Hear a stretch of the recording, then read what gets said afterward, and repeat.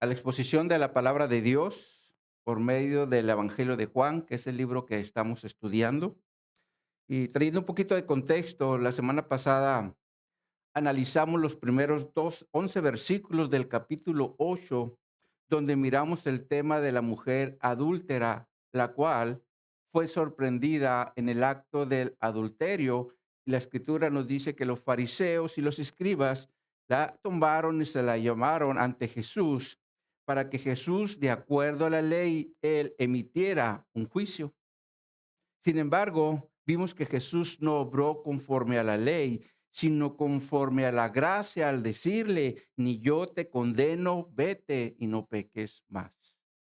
Y esto, mis hermanos, también nos enseña que bajo la ley había juicio y condenación, pero bajo la gracia hay perdón y oportunidad de restauración.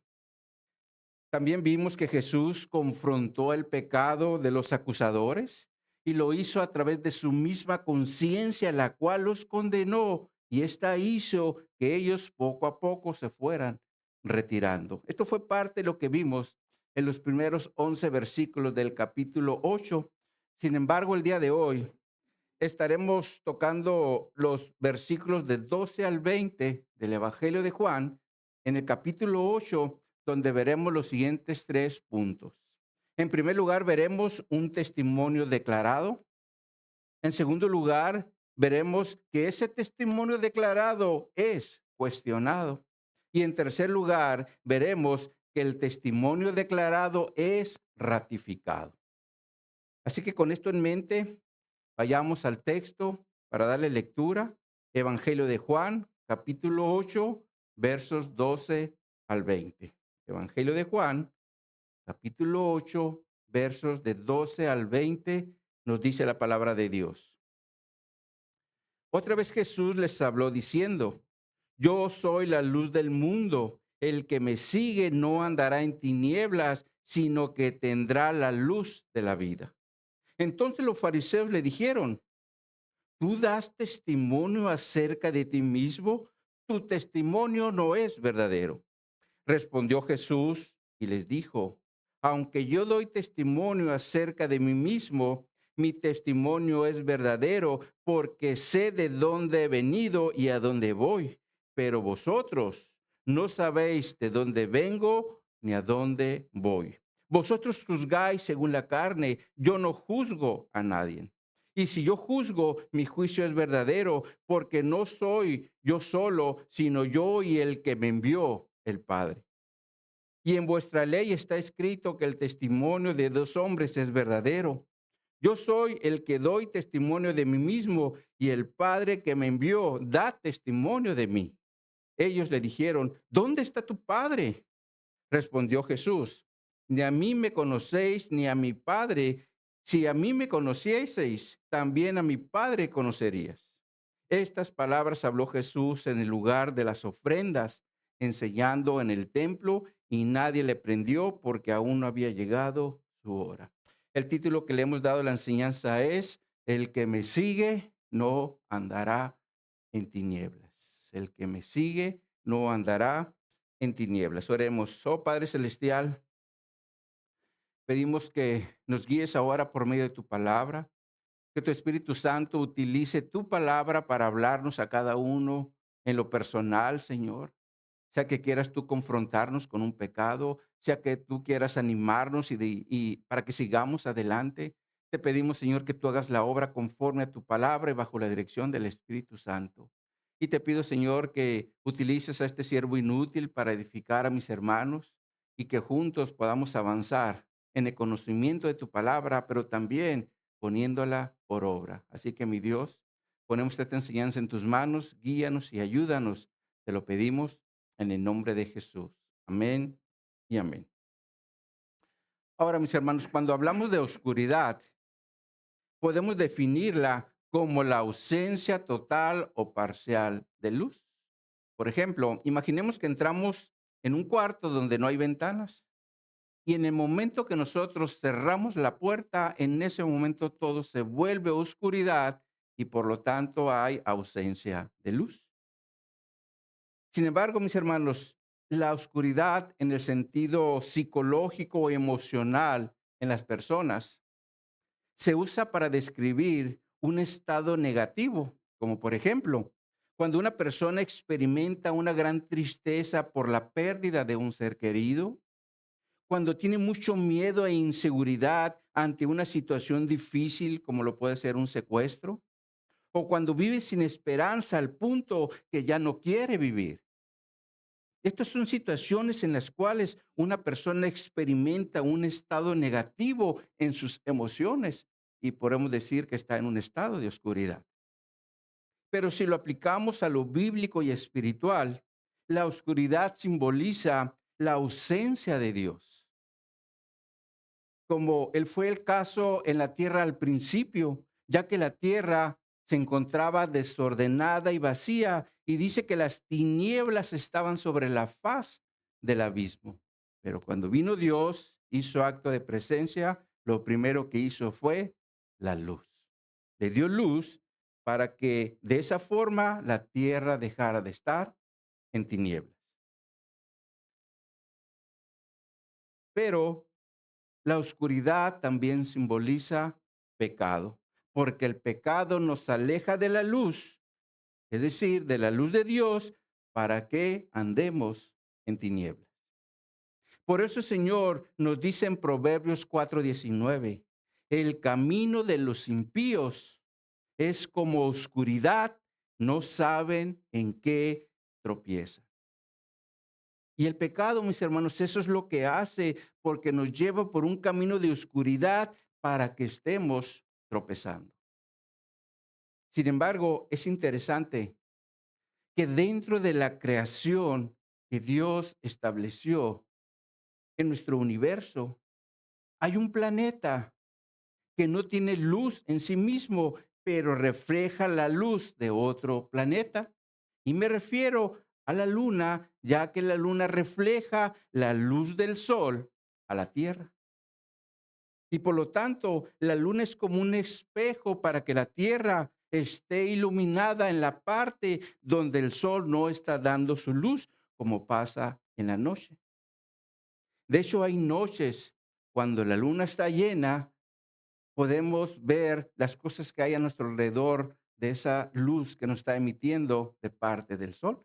Sin embargo, como el sol está del otro lado de la tierra, ellos sí tienen luz y nosotros a través de la luna también la tenemos.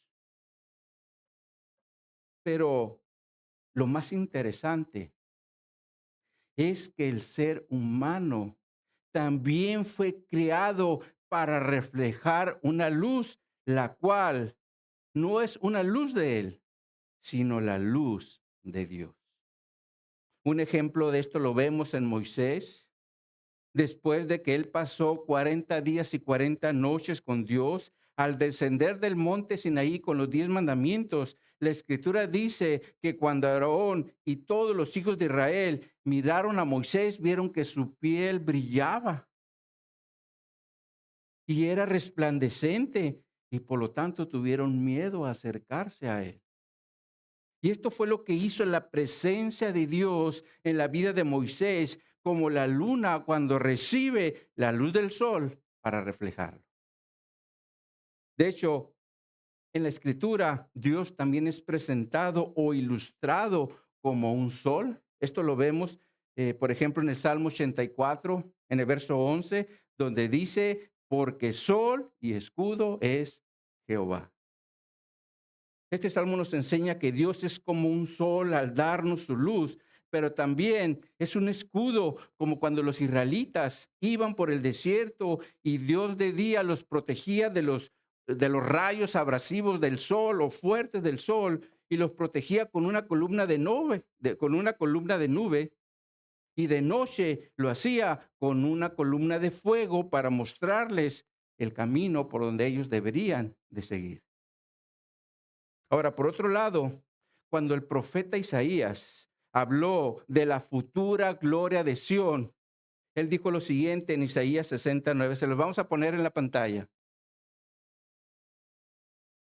Dice esta escritura, el sol nunca más te servirá de luz para el día, ni el resplandor de la luna te alumbrará, sino que Jehová te será por luz perpetua y el Dios tuyo por tu gloria.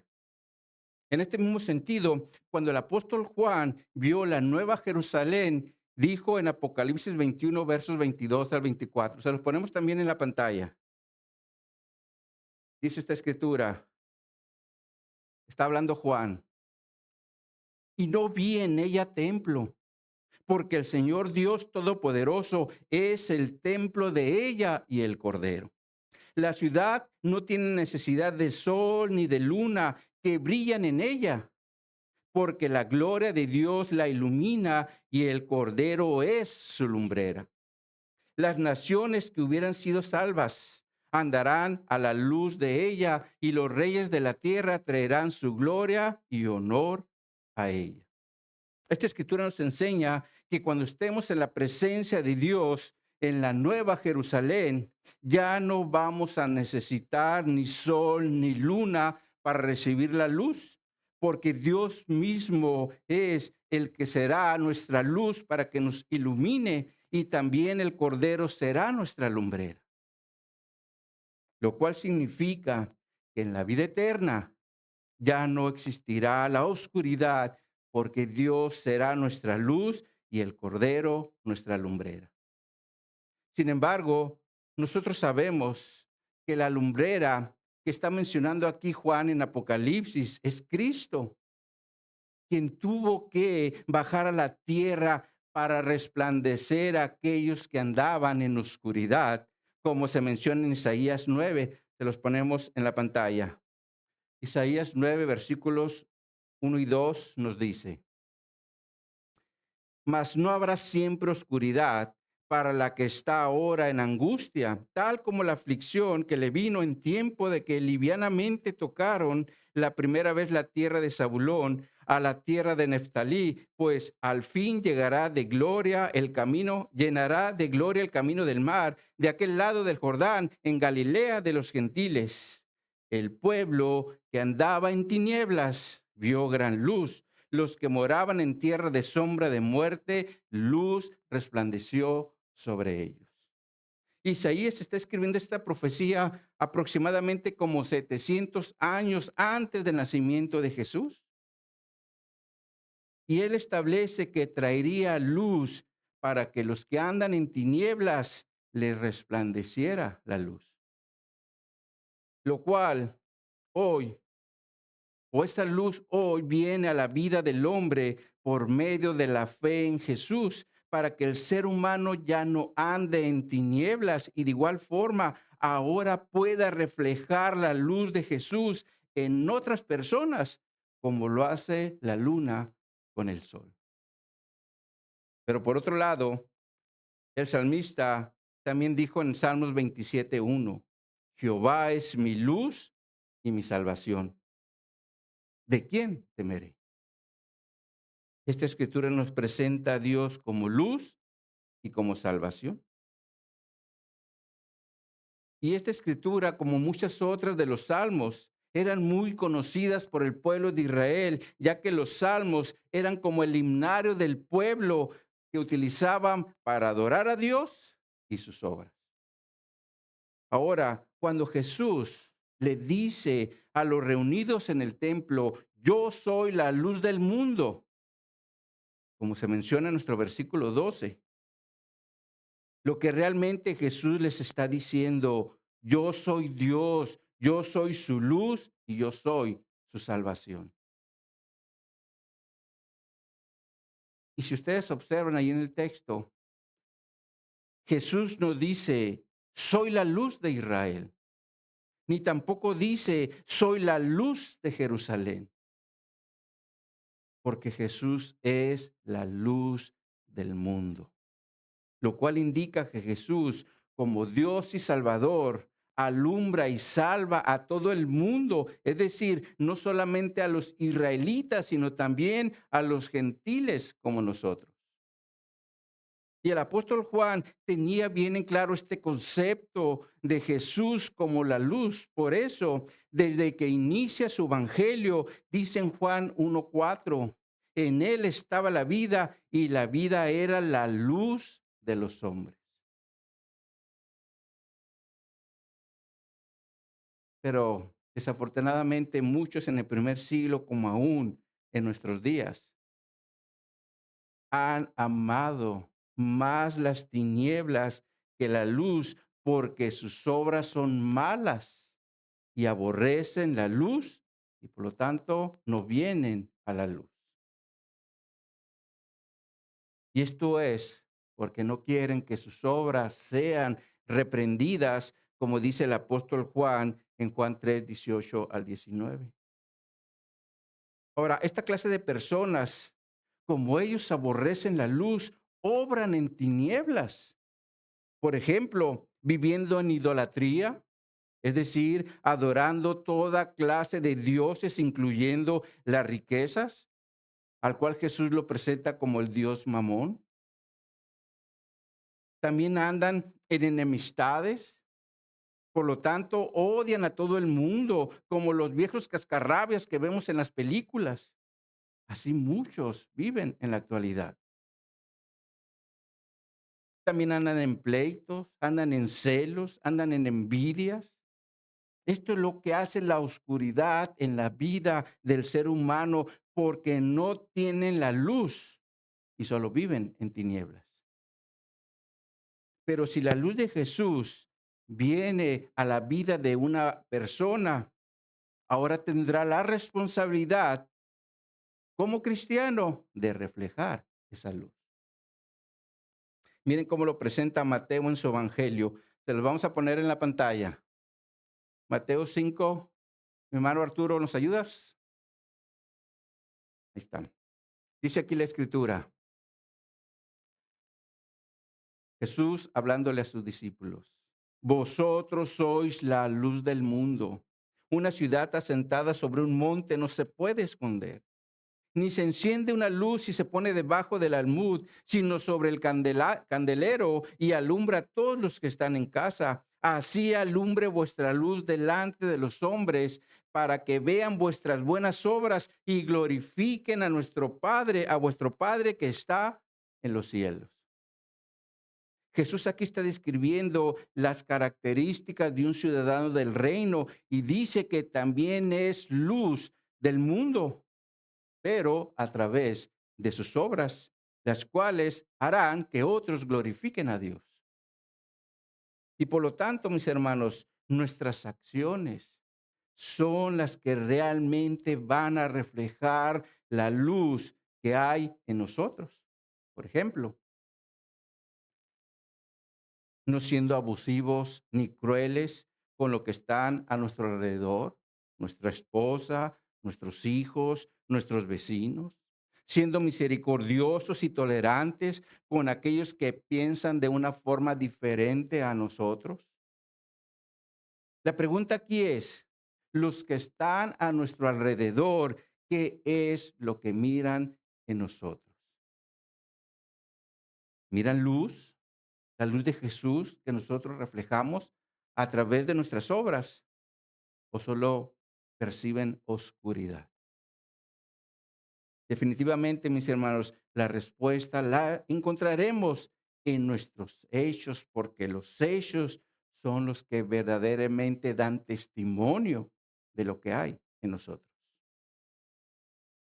Ahora, retomando, Jesús después de decirle a los reunidos, soy la luz del mundo, les continúa diciendo, el que me sigue no andará en tinieblas, sino que tendrá la luz de la vida. Ahora, la palabra el que me sigue aquí está relacionada con un comportamiento que es presente y activo, lo cual indica que es un comportamiento diario, pero conforme a algo. Es como cuando un hermano menor va atrás de su hermano mayor imitando lo que él hace. Y por lo tanto, esto nos habla de un modelo a seguir. Y como el modelo a seguir es Cristo, la luz del mundo, el comportamiento que nosotros debemos seguir es el de Jesús en el día a día. Ahora, aquí es importante señalar que este comportamiento no se trata de un comportamiento parcial, como cuando estamos reunidos en la iglesia, donde todos nos vemos como angelitos, pero allá fuera de la iglesia, que si estamos actuando como demonios, tratando mal a la gente o enojándonos por todo. Es claro que el comportamiento al que Jesús se refiere es total, es decir, todos los días y donde estemos. Y si esto hacemos, no andaremos en tinieblas, sino que tendremos la luz de la vida, como se menciona en la segunda parte del versículo 2. Y la luz de la vida es Jesús, que vino a este mundo a sacar al pueblo de las tinieblas, como también lo menciona el profeta Isaías en Isaías 42, cuando está presentando a Jesús, el siervo de Dios. Se los ponemos en la pantalla. Dice aquí la escritura: así dice Jehová Dios, creador de los cielos, el que los despliega, el que extiende la tierra y sus productos, el que da aliento al pueblo que mora sobre ella y espíritu a los que por ella andan. Yo, Jehová, te he llamado en justicia y te sostendré por la mano, te guardaré y te pondré por pacto al pueblo, por luz de las naciones, para que abras los ojos de los ciegos, para que saques de la cárcel a los presos y de la casa de prisión a los que moran en tinieblas. El Padre aquí está estableciendo que va a poner a Jesús por pacto y por luz a las naciones. La versión textual lo traduce como luz a los gentiles. Y por lo tanto, Dios el Padre estableció que Jesús sería una luz que vendría a alumbrar a toda persona, sin importar si es gentil o es judío, para que Jesús venga y abra sus ojos y los saque de la cárcel de la oscuridad donde se encuentra. Pero como Jesús vino por medio de la descendencia de Abraham, tenía que ser judío para iniciar su obra en Israel y después hacia todo el mundo por medio del Espíritu Santo, el cual envió para que continuara su obra primeramente en sus apóstoles, como pasó en el primer siglo, y después el Señor lo sigue haciendo por medio de su iglesia hasta nuestros días. La realidad, mis hermanos, es que cuando una persona recibe la luz de Jesús, sus ojos espirituales se abren para que puedan ver en primer lugar su maldad y después la que nos rodea. Y Jesús, mis hermanos, hace esto con el propósito que veamos toda la maldad que existe en el mundo, incluyendo la nuestra, para que de esa forma veamos lo terrible que es y ya no deseemos andar en ella, ya que son prisiones de oscuridad, como lo menciona el profeta Isaías en esta escritura. Ahora, ciertamente en el primer siglo, algunos hombres recibieron literalmente la vista por su fe, como fue el caso de los dos ciegos registrados en Mateo, cuando ellos le gritaban a Jesús: ten misericordia de nosotros, hijo de David. Y Jesús después les hace una pregunta: ¿creen que puedo hacer esto? Y como ellos creyeron, dijeron: sí puedes hacerlo. La escritura dice que Jesús tocó los ojos y les dijo: conforme a vuestra fe sea hecho. Aquí vemos que la fe fue un elemento muy importante y hoy lo sigue haciendo, porque sin fe, dice el escritor a los Hebreos, es imposible de agradar a Dios. Por eso es que siempre debemos actuar en fe. Pero el punto es que Jesús en el primer siglo dio sanidades físicas como la vista en cumplimiento a lo dicho por Isaías.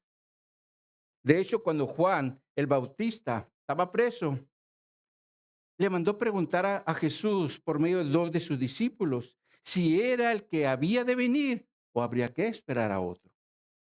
Y Jesús le dice, háganle saber las cosas que yo hago. Lo que ustedes vean que estoy haciendo, díganle a Juan el Bautista. Y después dice en Mateo 11:5, los ciegos ven, los cojos andan, los leprosos son limpiados, los sordos oyen, los muertos son resucitados y a los pobres es anunciado el Evangelio. Estas son evidencias que autentificaron a Jesús como el que había de venir, exactamente como lo había profetizado Isaías. Sin embargo, Juan el Bautista tenía mal ubicado los tiempos de la obra del Mesías, porque pensaba que Jesús el Mesías vendría como libertador en su primera venida para sacarlos del yugo de Roma. Y como Juan el Bautista seguía preso, en su mente dijo, ¿qué es lo que está pasando? Porque el libertador ya está con nosotros y yo sigo en la cárcel. Pero nosotros sabemos que Jesús en su primer venida tenía el propósito de darnos libertad de las tinieblas para que no siguiéramos en ellas. Ahora, retomando, una vez que Jesús testificó que era la luz del mundo, después vino el cuestionamiento de parte de los fariseos, los cuales le dicen a Jesús en el versículo 13, tú das testimonio acerca de ti mismo, tu testimonio no es verdadero. Y aquí entramos a nuestro segundo punto de la enseñanza, el cuestionamiento del testimonio de Jesús. Ahora, los fariseos como maestros de la ley sabían que el testimonio de una sola persona no era suficiente para hacer la afirmación de algo. Como se menciona en Deuteronomio 19:15, donde dice, no se tomará en cuenta un solo testigo contra ninguno en cualquier delito ni en cualquier pecado, en relación con cualquier ofensa cometida, solo por el testimonio de dos o tres testigos se mantendrá la acusación. Ahora, aunque esta escritura está en un contexto de una acusación, era un principio utilizado por los judíos para afirmar algo como verdadero. Sin embargo, se tenían que involucrar testigos. Y como Jesús dijo, yo soy la luz del mundo, y lo dijo sin testigos, los fariseos le dicen, tu testimonio no es verdadero. Miren cómo lo traduce la Nueva Traducción Viviente. Se lo vamos a poner en la pantalla. Dice esta traducción, Juan 8:13. Los fariseos respondieron, tú haces esas declaraciones acerca de ti mismo. Un testimonio así no es válido. Es claro que los fariseos estaban requiriendo testigos para que se afirmara la declaración que Jesús había dicho, cuando dijo, yo soy la luz del mundo. Ahora, como Jesús conocía la escritura como judío, también abrazaba este principio. Por eso cuando Jesús habló de su autoridad en el capítulo 5, dijo en Juan 5, 31 y 32, yo, dice, si yo doy testimonio acerca de mí mismo, mi testimonio no es verdadero. Otro es el que da testimonio acerca de mí y sé que el testimonio que da de mí es verdadero. Jesús aquí está haciendo referencia a el aval que tenía del Padre, quien daba testimonio de él como verdadero. De hecho, muchos en el bautismo de Jesús o los que estuvieron ahí fueron testigos de este testimonio. Cuando del cielo surgió una voz que dijo, este es mi Hijo amado en quien tengo complacencia, o me da un gran gozo, como lo traduce la Nueva Traducción Viviente.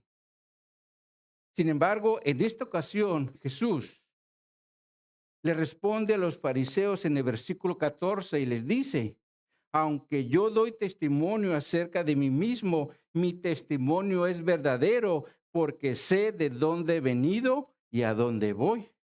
Pero vosotros no sabéis de dónde vengo ni a dónde voy. Lo primero que Jesús dice aquí es que aunque él da testimonio a sí mismo, su testimonio es verdadero, es decir, no es falso, porque Él es verdadero. Ahora, el apóstol Juan tenía bien en claro este punto, por eso escribe en 1 Juan 5:20. Pero sabemos que el Hijo de Dios ha venido y nos ha dado entendimiento para conocer que es verdadero. Y estamos en el verdadero, en su Hijo Jesucristo. Este es el verdadero Dios y la vida eterna. Es claro que el apóstol Juan sabía que Jesucristo era y es Dios, el Dios verdadero, pero también sabía que Él estaba en el verdadero, como también nosotros lo debemos de afirmar. Porque Cristo, mis hermanos, es el verdadero Dios y es la vida eterna y la luz del mundo, como Jesús lo afirmó desde el primer siglo. Pero desafortunadamente hay muchos que creen que están en el verdadero, pero en su diario vivir demuestran todo lo contrario. Porque viven en desobediencia a un mandamiento muy importante que Jesús nos dejó. En Juan 13:35 está el mandamiento donde dice: un mandamiento nuevo os doy, que os améis unos a otros, como yo os he amado, que también os améis unos a otros. En esto conocerán todos que sois mis discípulos, si tuvieren amor los unos con los otros. El mandamiento es el amor. Pero no es el amor eros, el amor que es de pasión y deseo. Tampoco es el amor fileos, el que es el amor de amistad y compañerismo. Y mucho menos el storge, que es el amor de la familia. Ya que el amor al que Jesús se refiere es al amor ágape, el cual es un amor sacrificial. Y es un amor que no mira solamente por lo suyo, sino por los demás.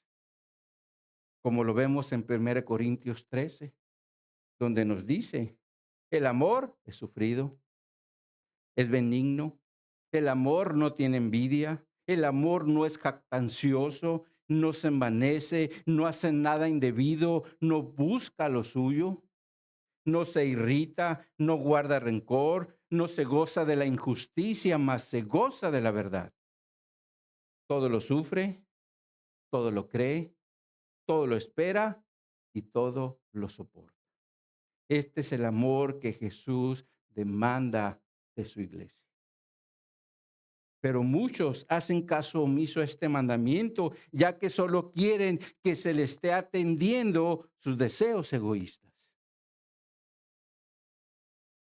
Y piensan que la responsabilidad del amor es de otros, cuando también es de ellos. Claro, si son parte de la iglesia de Cristo o si dicen que son discípulos de Jesús. Todo el que dice que es discípulo de Jesús debe practicar este amor, el ágape, el amor sacrificial. Y aquí nuevamente las acciones son las que dan evidencias si somos discípulos de Cristo. Ahora, retomando, Jesús, después de decirle a los fariseos que su testimonio es verdadero, les da la razón del por qué lo es. En la segunda parte del versículo 14, cuando les dice, porque sé de dónde he venido y a dónde voy, pero vosotros no sabéis de dónde vengo ni a dónde voy. Es claro que Jesús tenía bien en claro de dónde había venido, porque su existencia era desde la eternidad al lado del Padre y del Espíritu Santo. Pero por la desobediencia de Adán y Eva en Edén, Jesús como Dios tuvo que encarnarse para venir a este mundo como luz y de esa forma alumbrarlos y alumbrarnos para que saliéramos de las tinieblas a su luz admirable. De hecho, esto mismo se estableció desde la misma caída del hombre en Edén, como se menciona en Génesis 3:15, donde dice, y pondré enemistad entre ti y la mujer, y entre la simiente y la simiente suya, esta te herirá en el carcañá, en la cabeza, y tú le herirás en el Calcañar. Esto es conocido como el protoevangelio, donde potro se refiere a lo primero y evangelio a las buenas noticias. Y por lo tanto, aquí se está anunciando por primera vez la buena noticia de salvación. Sin embargo, mis hermanos, esta decisión que Cristo descendiera al mundo para darnos luz y salvación no inició en Edén, sino desde antes de la fundación del mundo, como el apóstol Pedro, lo menciona en 1 Pedro, en los versículos 18 al 20, del capítulo 1, donde dice, sabiendo que fuiste rescatados de vuestra vana manera de vivir, la cual recibiste de vuestros padres, no con cosas corruptibles como oro o plata, sino con la sangre preciosa de Cristo, como un cordero sin mancha y sin contaminación, ya destinado desde antes de la fundación del mundo, pero manifestado en los postreros tiempos por amor de vosotros. Esto nos enseña que la decisión de que Jesús se encarnara para derramar su sangre como un cordero se llevó a cabo en la eternidad. Por eso el apóstol Pedro dice, desde antes de la fundación del mundo, es decir, desde antes que existiera algo en este planeta. Sin embargo, Jesús no solamente sabía de dónde había venido, sino también a dónde regresaría una vez que efectuara su sacrificio en la cruz por nuestros pecados. Por eso les dijo a los fariseos, sé de dónde he venido y a dónde voy, porque Jesús también sabía que regresaría al Padre. Como se lo dijo a sus discípulos en Juan 16:28, donde les dice, salí del Padre y he venido al mundo. Otra vez dejo el mundo y voy al Padre. Estas son cosas que Jesús tenía bien en claro, pero en el caso de los fariseos no era así. Por eso Jesús les dice, pero vosotros no sabéis de dónde vengo ni a dónde voy. Esto también nos enseña que el ser humano en su naturaleza caída está limitado en relación a las cosas eternas. Pero Jesús, como nuestro Dios, y a nosotros como su iglesia, nos ha revelado cosas de la eternidad para que tengamos esperanza, ya que la vida del hombre no acaba de este lado de la eternidad. Por eso el escritor a los Hebreos dice en Hebreos 9:27, y de la manera que está establecido para los hombres, que mueran una sola vez y después de esto, el juicio. La nueva traducción viviente lo traduce de la siguiente forma. Se lo vamos a poner en la pantalla. Dice esta traducción. Y así como cada persona está destinada a morir una sola vez y después vendrá el juicio. Es claro que después de la muerte hay algo más. Y esta escritura dice que será un juicio y entendemos que es ahí donde se va a determinar el destino de una persona. Por eso el apóstol Juan también dijo en Juan capítulo 5, en los versículos 28 y 29. No os maravilléis de esto, porque vendrá hora cuando todos los que están en los sepulcros oirán su voz, y los que hicieron lo bueno saldrán a resurrección de vida, mas los que hicieron lo malo a resurrección de condenación. Aquí se nos presentan dos destinos eternos. Uno es para vida y el otro es para condenación. Y nosotros entendemos que por medio de Jesucristo estaremos en la vida eterna, pero si una persona parte de este mundo sin Cristo, la condenación será su destino eterno. Pero como el hombre natural no tiene el Espíritu de Dios para entender estas enseñanzas relacionadas con el destino eterno, su postura o su consejo será: vive la vida hoy, disfruta de los placeres que este mundo te ofrece. Sin embargo, en relación a los placeres que hay en este mundo, El Señor le dice a los jóvenes y a los no tan jóvenes como nosotros. En Eclesiastés 11:9 dice: alégrate joven en tu juventud y toma placer tu corazón en los días de tu adolescencia y anda en los caminos de tu corazón y en la vista de tus ojos, pero sabe que sobre todas estas cosas te juzgará Dios. Lo cual quiere decir que todo lo que hagamos en esta tierra será juzgado por Dios en un juicio. Y ese juicio es el que menciona el escritor a los hebreos. Por eso no debemos hacer las cosas a la ligera, porque Dios juzgará todo lo que hagamos de este lado de la eternidad. Ahora, retomando Jesús después de decir a los fariseos que no saben a dónde va, les dice en el versículo 15: vosotros juzgáis según la carne, yo no juzgo a nadie. Jesús aquí presenta el tema del juzgar, pero en relación a las evaluaciones que se hacen entre los seres humanos según la carne, lo cual es una referencia a la pecaminosidad que hay en el ser humano con la cual evalúa a otras personas. Por eso la Nueva Traducción Viviente lo traduce como: ustedes me juzgan con criterios humanos. Ahora, hablando de los criterios humanos, no podemos negar que muchas veces en nuestras evaluaciones lo hacemos por la apariencia. Por eso Jesús en Juan 7:24 dice, y aquí le está diciendo a los fariseos: no juzguéis según las apariencias. Y en este mismo sentido, cuando Samuel fue enviado por Dios a los hijos de Isaí para ungir al que sería sustituto de Saúl cuando fue desechado, la escritura dice que Samuel se dejó llevar por las apariencias de Eliab.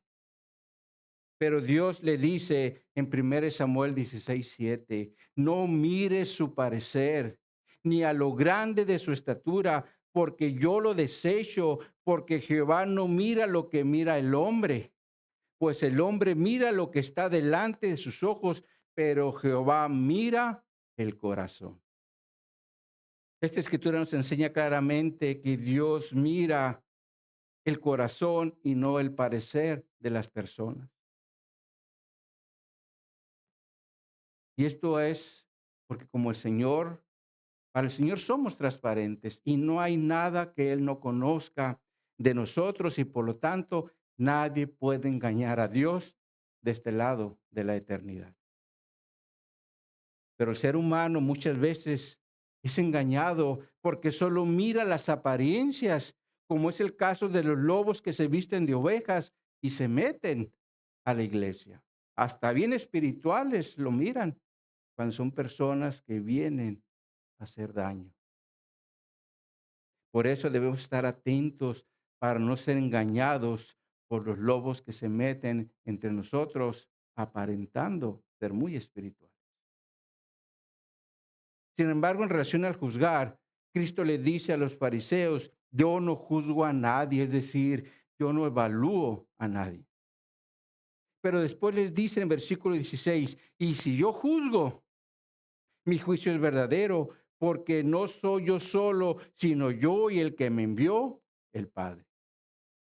Ahora, lo que Jesús está diciendo aquí es que si Él juzga, su juicio sería verdadero, es decir, sería coherente con los hechos y con la realidad. Porque Jesús no se guía con las apariencias como lo hacemos los seres humanos, sino Él se guía con la verdad. Y la razón es porque Jesús no estaba solo, ya que el Padre está con Él. Por eso Jesús también dijo en Juan 5:30, no puedo yo hacer nada por mí mismo. Según oigo, así juzgo, y mi juicio es justo, porque no busco mi voluntad, sino la voluntad del que me envió, la, la del Padre. Esto quiere decir que Jesús siempre operó en unidad con el Padre, que todo lo sabe. Miren cómo traduce el versículo 16, la Nueva Traducción Viviente. Se lo vamos a poner en la pantalla. Dice Juan 8:16. Y si lo hiciera, Mi juicio sería correcto en todo sentido, porque no estoy solo, el Padre que me envió está conmigo. Es claro que Jesús siempre operó en unidad con el Padre. Por eso dijo, si juzgo, mi juicio es verdadero.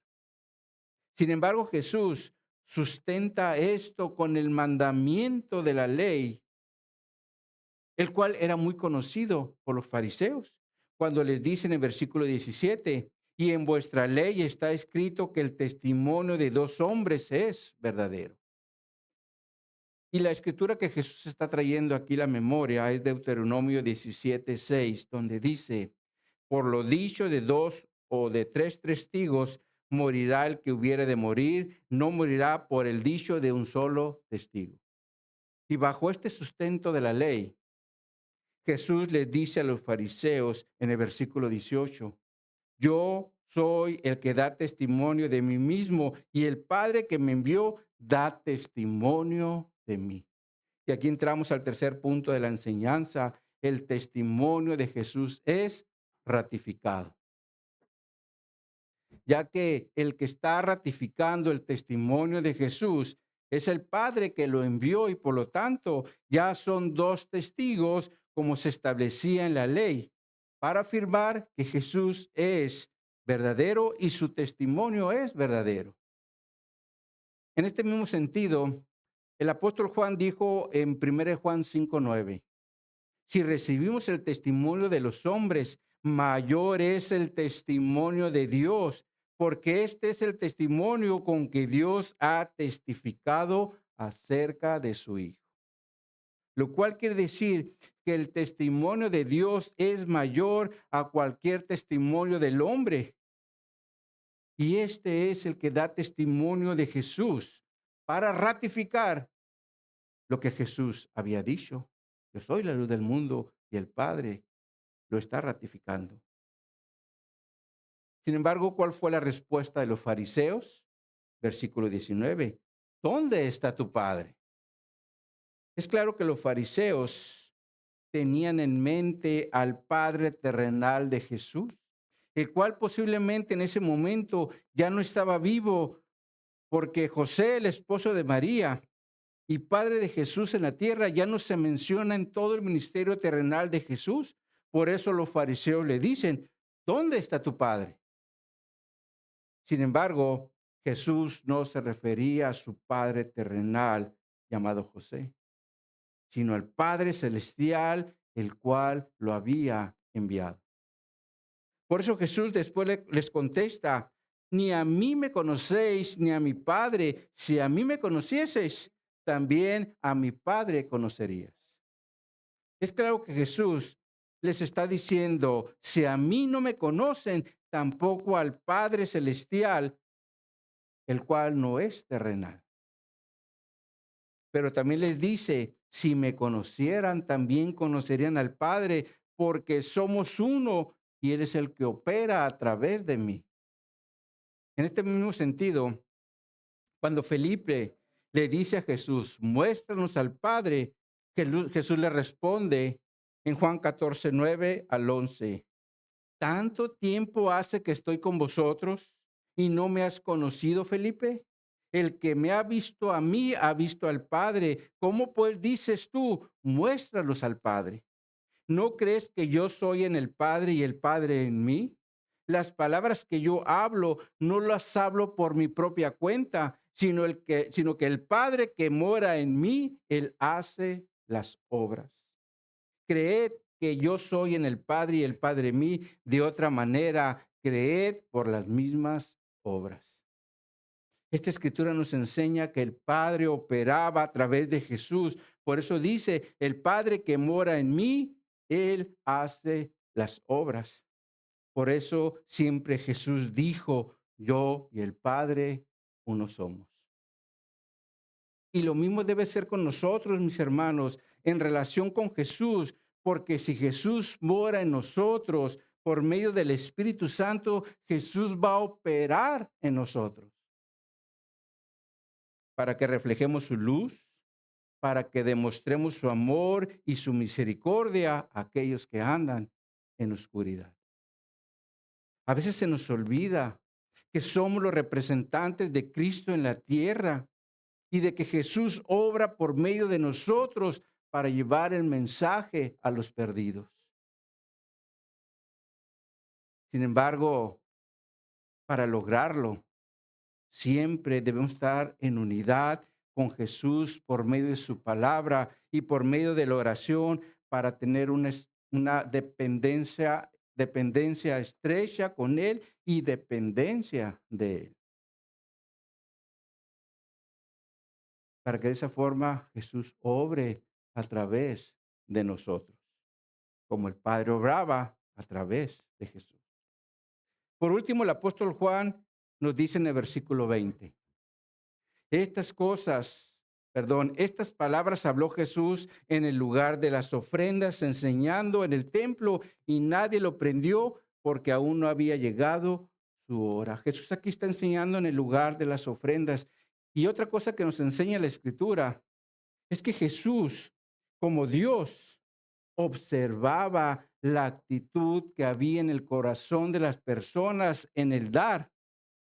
Y esto lo hacía cuando estaba en el lugar de las ofrendas, ya que era el lugar asignado en el templo donde los judíos presentaban sus ofrendas. Ciertamente aquí Jesús está enseñando, pero también allí observaba él a la gente. En este sentido, Marcos nos dice en su evangelio, en Marcos 12, en los versículos 41 al 44, dice: estando Jesús sentado delante del arca de la ofrenda, miraba cómo el pueblo echaba dinero en el arca. Y muchos ricos echaban mucho. Y vino una viuda pobre y echó dos blancas, o sea, un cuadrante.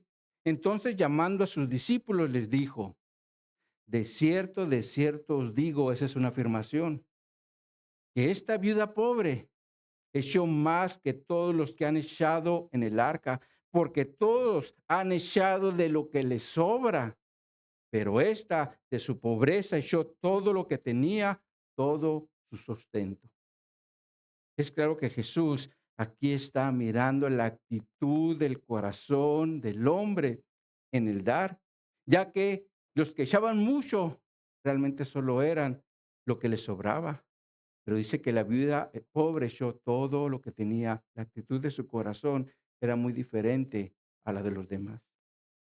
En este mismo sentido, el rey Salomón, quien fue un hombre muy rico y muy sabio, bajo la inspiración del Espíritu Santo, escribió en Proverbios 3, versos 9 al 10.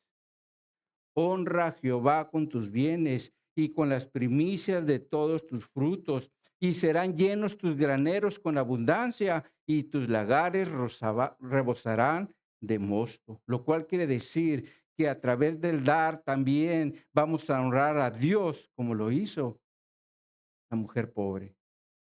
De hecho, el apóstol Pablo también dijo a los corintios en 2 Corintios 9: pero esto digo, el que siembra escasamente, también segará escasamente, y el que siembra generosamente, generosamente también segará.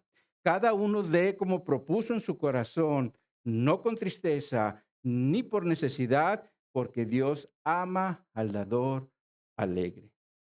Y poderoso es Dios para hacer que abunde en vosotros toda gracia, a fin de que teniendo siempre en todas las cosas todo lo suficiente, abundéis para toda buena obra.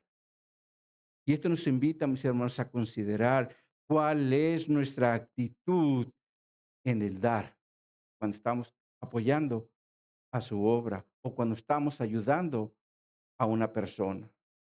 La pregunta es: ¿estamos dando lo que nos sobra, como los ricos en el templo? ¿O somos generosos honrando a Dios con el fruto de nuestro trabajo, como lo hizo la viuda que Jesús exaltó? La actitud del corazón en el dar.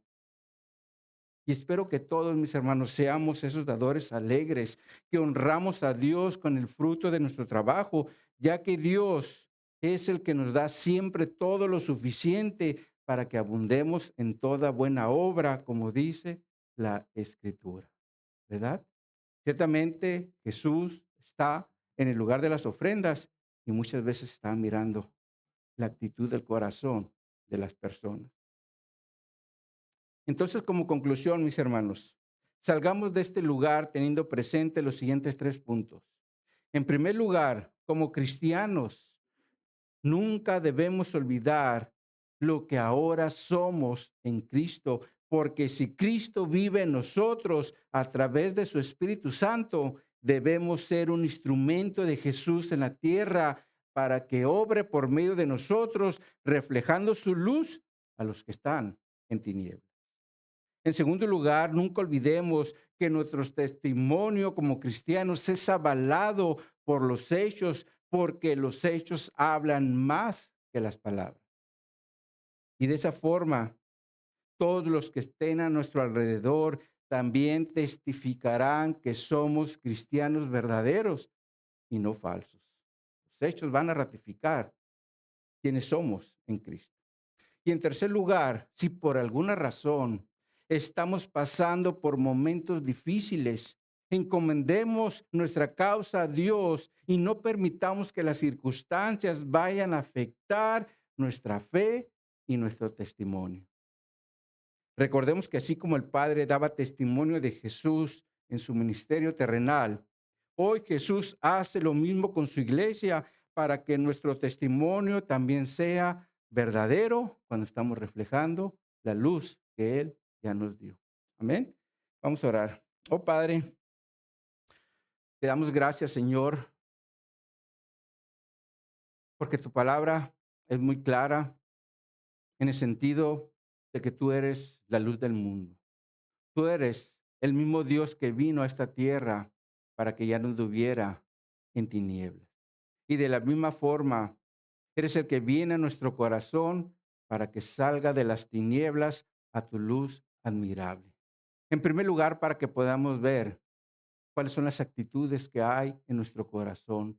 ¿Son actitudes que reflejan tu luz o son actitudes de oscuridad?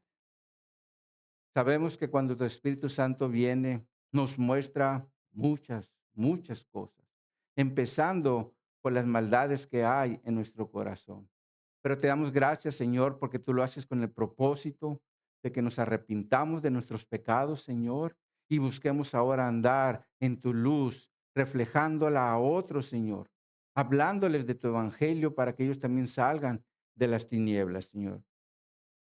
Así que te damos gracias, Señor, porque nos das ese privilegio y esa oportunidad de ser instrumentos tuyos en la tierra para los que andan en oscuridad.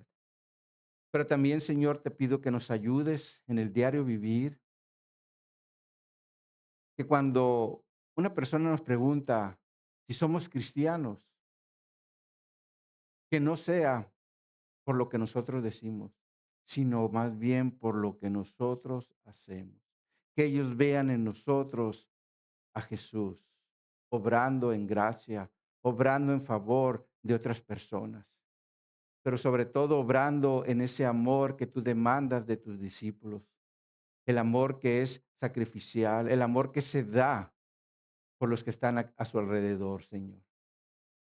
Ayúdanos, Señor, a vivir siempre en un testimonio verdadero, no solamente de palabras, sino de hechos. Y de igual forma, mi Dios, te pido que nos ayudes a seguir adelante porque no podemos negar que constantemente se presentan en nuestra vida situaciones muy difíciles. Puede ser una enfermedad, problemas con el cónyuge, problemas con los hijos, un sinfín de situaciones que se dan. Pero ayúdanos, Señor, a mantenernos firmes en ti, sabiendo que tú tienes control de todas las cosas y que aprendamos a depender de ti y entregarte, Señor, nuestras situaciones difíciles que se nos presentan, Señor. Que sigamos adelante, confiando en ti y sabiendo que tú en tu soberanía tienes control de todas las cosas, Señor. Así que pues estamos en el hueco de tu mano, Señor, y ayúdanos a seguir adelante confiando en ti y testificando de ti, siendo cristianos verdaderos que reflejan tu luz. Que seamos así como esa luna que en el día a día refleja la luz del sol para que aquellos que anden en oscuridad puedan ver la luz. En tus manos, Señor, nos ponemos y te damos gracias. En el nombre de Jesús lo hacemos. Amén y amén.